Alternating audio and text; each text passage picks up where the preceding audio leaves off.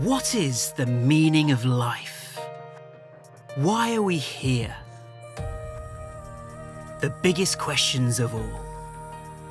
The questions that have dogged the greatest minds for centuries. It makes me look up to the heavens in awe at our vast, magnificent universe and wonder at the possibilities of what life is all about.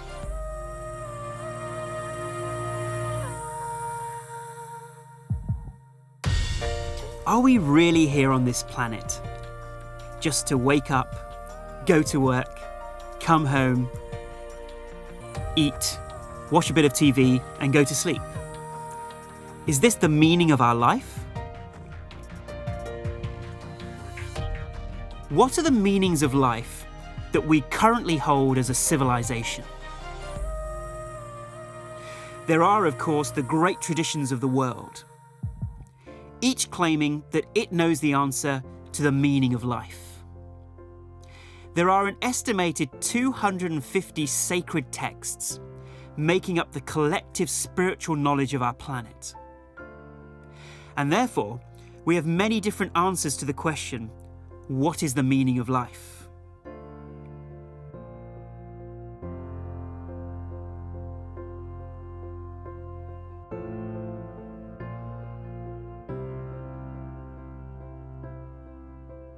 Some people describe themselves as atheists. They have no particular belief in a god or a religion. Others are scientific materialists. They believe there is no meaning to life apart from the objective scientific reality that we see all around us.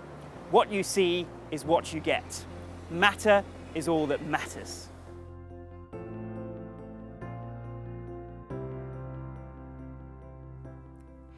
Are we just floating on a small blue rock in the vast emptiness of space? A meaningless, purposeless existence? I also personally went through many different belief systems and I've been exploring for the last 20 years or so.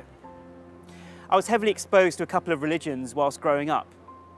And since then I've been studying other religions, humanism, atheism, just trying to make sense of it all.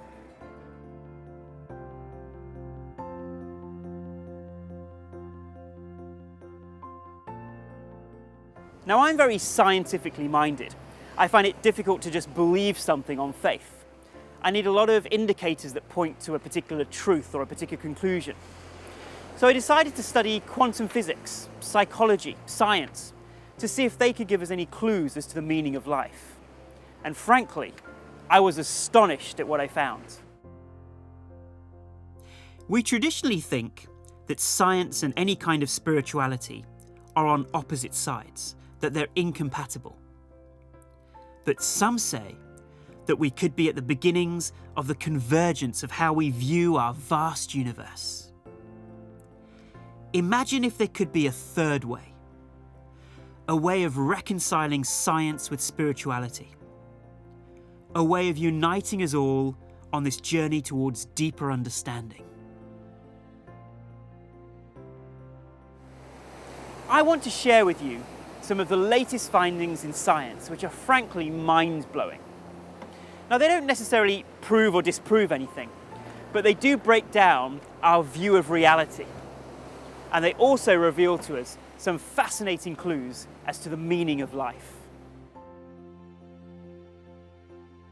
In this first part of the science section, we're going to look at a couple of interesting properties of our universe, called dark matter and dark energy. And we'll also look at something called the Goldilocks effect. Then we're going to look at quantum physics in greater detail.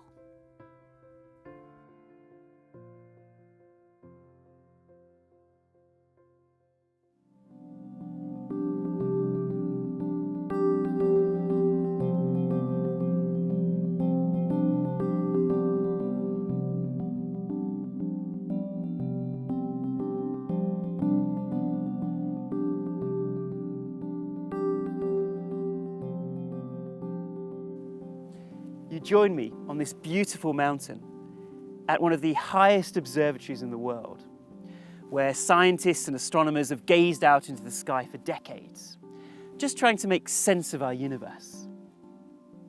Now, I'm a bit of a geek when it comes to science. I love this stuff. But if you're the kind of person who falls asleep during science lectures, I hope we've made this section of the film as stimulating as possible.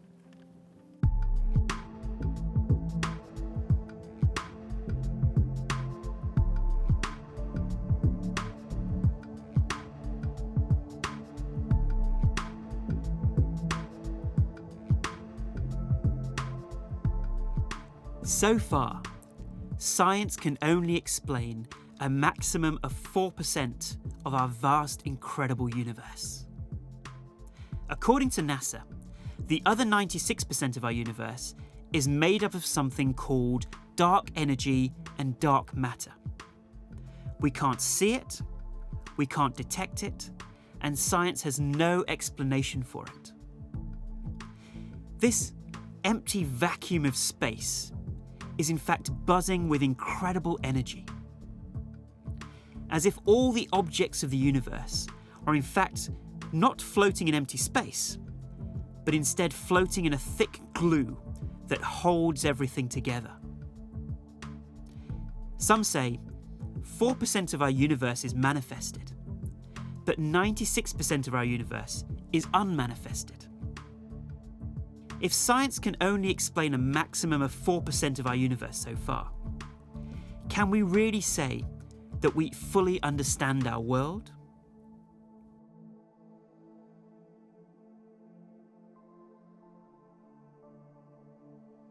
What are the chances of life being created in our universe? For the Big Bang to result in stars, planets, life, and human beings? Now, physicists have tried calculating this, and the results have astounded them. Because for the number of coincidences required, the chances are so minuscule, like the chances of winning the lottery trillions of times in a row. That is why it is sometimes called the Goldilocks effect. That the universe is just right for life to exist. Like Goldilocks, who found the right comfortable bed in the popular children's story. If you change any parameter in the universe, let's say gravity, if you change the force of gravity by an absolute minuscule amount, then life cannot exist in our universe. Now, how has this been interpreted? One interpretation is that there is an intelligent creator who defined the laws of physics in the way that he or she did in order for life to develop. The other interpretation, preferred by some physicists, is that there must be an infinite number of parallel universes with different laws of physics, where no life exists. We just happen to be in that one particular universe that got it just right, although there is no proof of other parallel universes. Now, which of these explanations is easier to believe? The scientific one or the other one? All these explanations rely on a certain amount of faith. Now, there is a third possible explanation. Could it be that there's actually an impulse to create life encoded within the very fabric of the universe? That the universe itself is designed to create life? That rather than seeing the universe as just dead, the whole universe is alive, and we are part of that life force. All we can say is that this universe of ours is definitely fine-tuned to support the creation of life. I find that intriguing. Is this by design or a fortunate accident?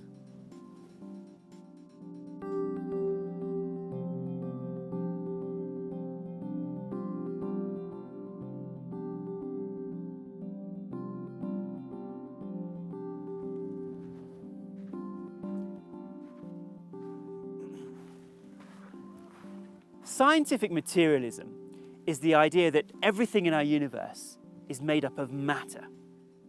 So there are basic building blocks of the universe, which are small bits of matter, let's say subatomic particles, really small things in the universe. and they clump together to produce larger bits of matter. Let's take these rocks as an example. Let's say these rocks are subatomic particles. We put them together and we can build atoms, then molecules, then structures, then even living and non-living things. So out of these basic building blocks of matter, we can make a car, a computer, a human being. And this matter all behaves in a predictable way according to the laws of physics. We can test and measure matter objectively. So far, so good. Then along came quantum physics in the 20th century, and it questioned the very basis of scientific materialism, that everything around us is made up of matter. Quantum physics instead tells us that these small basic building blocks do not behave in a predictable way, and in fact, they may not be made up of matter at all. It changes the whole way that we look at the reality around us, this universe around us. Yet scientific materialism still remains the mainstream view amongst scientists and the public. It's the way we naturally think. This stuff around us, we imagine, is made of solid matter. But where did this bias actually come from? Well, it started in the 17th century with Sir Isaac Newton's great discoveries about the laws of physics, and it continues to this day. In Europe, in the 17th and 18th century, spirituality and science split. So anything beyond the measurable physical universe of matter, for example, emotions, consciousness, feelings, the soul, they were all seen as the arena of religion. And science was the realm of matter.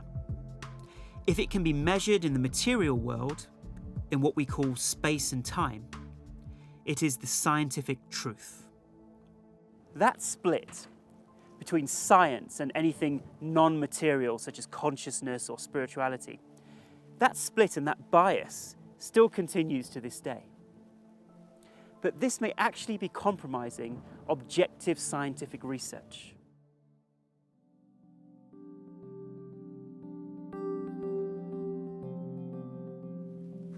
When I first started studying quantum physics, I was in awe at some of its conclusions. It's spooky, like something out of a science fiction movie.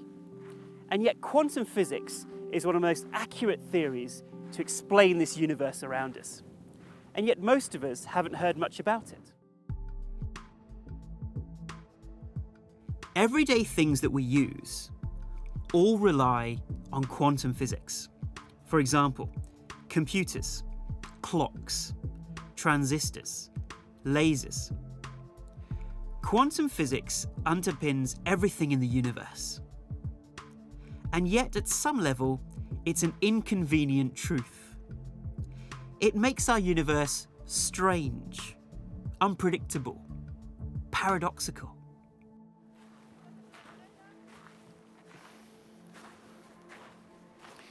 Now, not all scientists agree on the ultimate conclusions of quantum physics.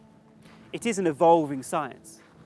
But I'm going to spend the next few minutes looking at these concepts. They are complex, profound, and even our civilization's greatest minds disagree on their conclusions. But it's important because they break down our view of the reality around us.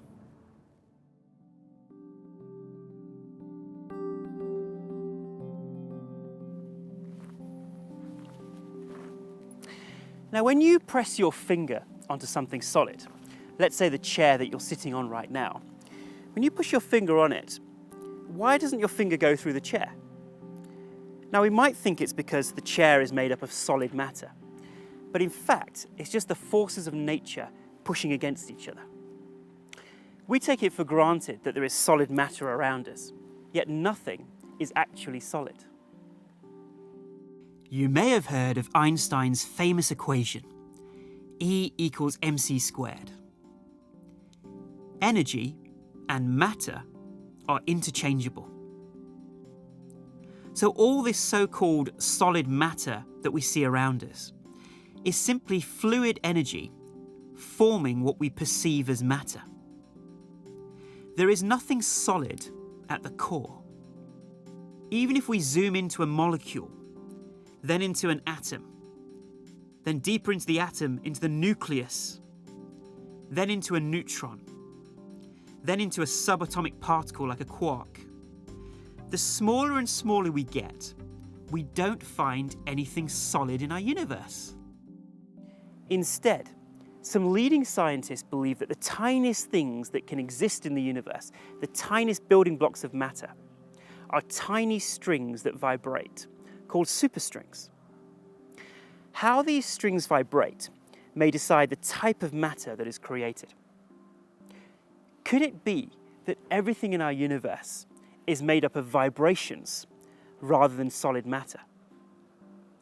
This seems to be one potential conclusion of superstring theory. So the first challenge of quantum physics to scientific materialism is the fact that we haven't found any solid matter in the universe. The matter may simply be made up of vibrations.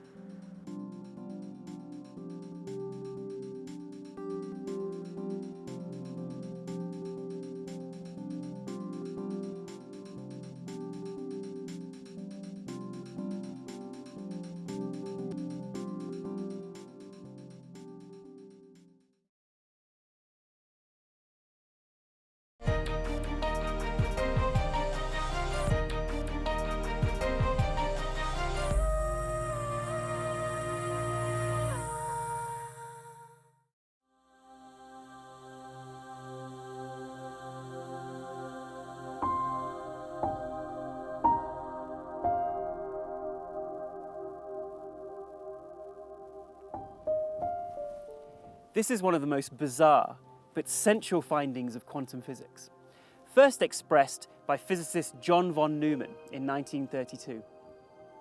The first law of quantum mechanics states that nothing that is observed is unaffected by the observer.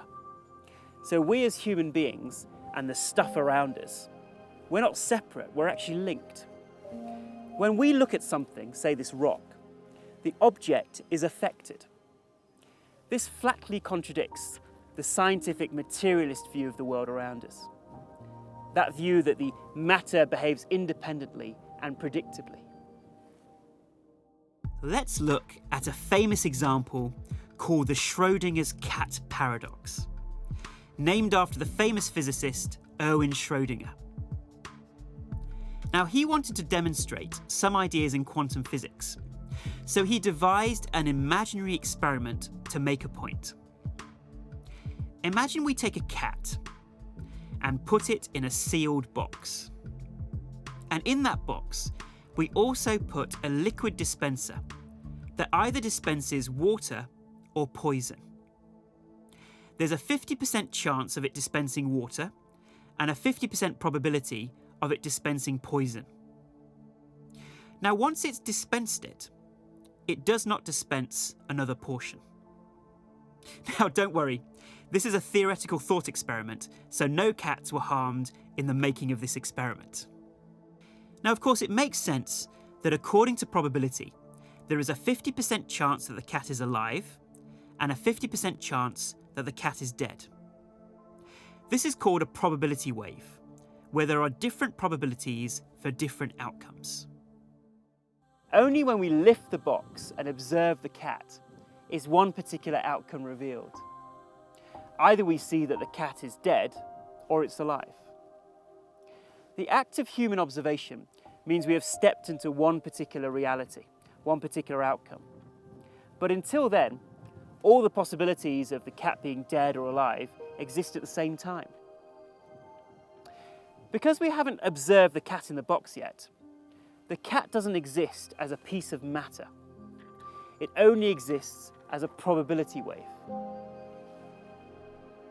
Now, the upshot of this is the stuff around us, the objects around us, are just waves of probability, a theoretical possibility, until we observe it.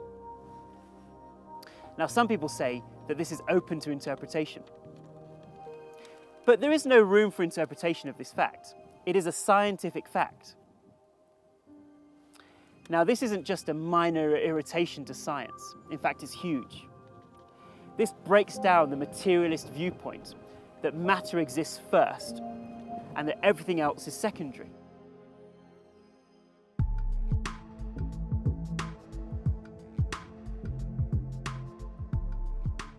Many respected scientists say it's possible that the world only exists because we are conscious beings and are there to observe it. Some scientists question whether parts of the universe even actually exist as matter if no one's watching. If no one's watching, maybe all that exists is a haze of possibilities, waves of probability, that only turn into solid matter once there is someone there to observe it. Now, if I put this rock somewhere behind me so that I can't see it and you can't see it, theoretically, it no longer exists as solid matter. It may only exist as a probability wave, a possibility. That's mind-blowing stuff, isn't it? Now, if all of this seems too incredible to believe, you can search for quantum physics on the internet or pick up any quantum physics textbook and see for yourself. We have many citations and references on our website. Now, why is all of this so relevant? Because it could be that a probability wave plus human observation equals matter. Now, we know where matter exists. Matter exists in the physical universe around us. We can see it, we can feel it, we can touch it. But where does the matter go when it's in a waveform? And how is it that human observation affects the wave and turns it into matter? And is human observation affecting the wave function in our physical universe or in some other realm? Clearly, human awareness is involved in the process. Materialists believe that matter is primary. But have a look at this equation again. Could it be that human awareness comes first and the material world is secondary? That the world only comes into being because we are there to observe it. In the past, by making matter primary and human awareness secondary, have we been putting the cart before the horse? Now, there are many interpretations of quantum physics, and the science is still evolving. All we can say is that the findings in quantum physics flatly contradict the materialist viewpoint of the world around us. The matter around us is not independent and predictable. Human observation does actually influence it. We as conscious beings are intimately involved in the unfolding of our entire universe. Now, that's incredible enough, but amazingly, not only is there a communication between us and matter, matter itself seems to communicate with other bits of matter.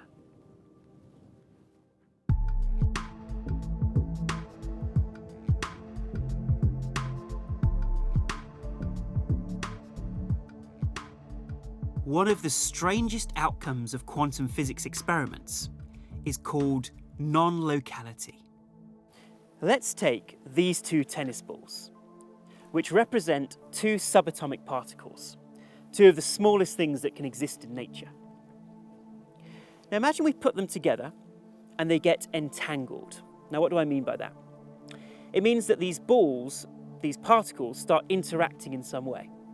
So if I spin one of the balls clockwise in this direction, then the other one automatically starts spinning anti-clockwise in the other direction, like this. Then imagine I put one of the tennis balls hundreds of thousands of miles away into outer space. Imagine it lands on the moon. Now there's no way that they can interact anymore, is there? Well, incredibly, if these really were subatomic particles, if I do something to the first particle here on Earth, let's say I spin it anti-clockwise, then the other ball on the moon will start automatically spinning clockwise, just like before. Now this was first demonstrated in a physics experiment conducted by a French physicist, Alain Aspect, in 1982. clearly some information has passed instantly between the two particles, faster than the speed of light. You may have heard Einstein's idea that nothing can travel faster than the speed of light. In fact, information is travelling faster than the speed of light. But how are the two tennis balls connected? How does the signal travel between the two? Physicists are baffled. Some physicists say that there must be a realm, another dimension, where all matter is connected, even when it's physically apart in our dimension. So non-locality breaks down the materialist viewpoint, the materialist way of looking at this universe around us. Matter can instantly communicate to other bits of matter without any signal. Not only that, matter actually comes in and out of our dimension all the time, crossing through space instantly. An interesting question is, does this also work for human beings? If matter is entangled, i.e. communicates with each other, are we as human beings also entangled? Well, there are many replicated studies which have been published by respected researchers, and they show that information can travel between two human beings. Now, we're not talking about telepathy here. We're talking about experiments involving synchronization of brain patterns. These experiments involve placing two people in separate sealed rooms, and then both people's brains are monitored. Then one person in one of the sealed rooms is shown different emotionally charged images or flashes of light, so the brain is stimulated in some way. Now the brain of that first person reacts, and the brain scans are analysed. Believe it or not, the brain of the other person in the separate sealed room also responds in a similar way. So there's a level of synchronicity between the two brain scans.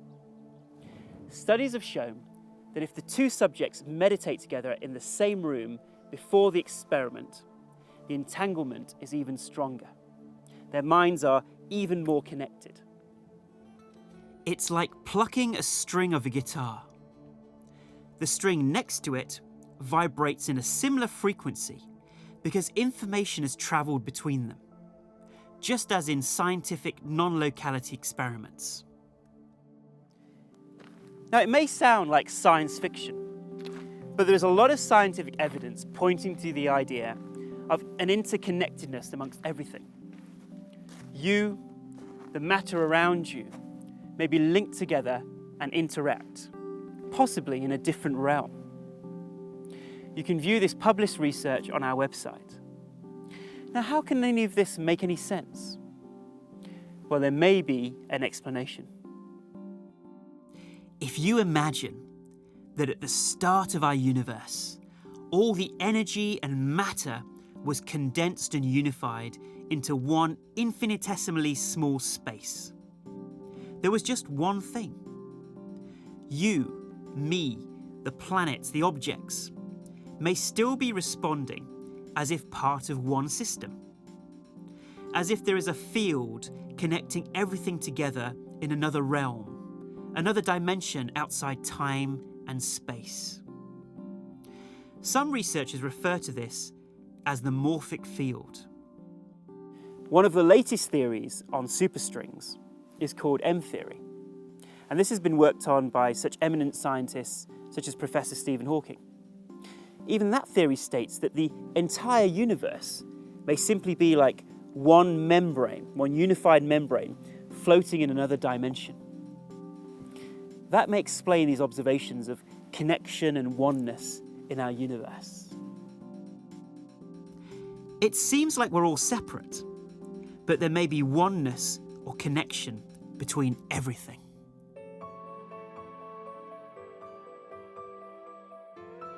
So what are our conclusions?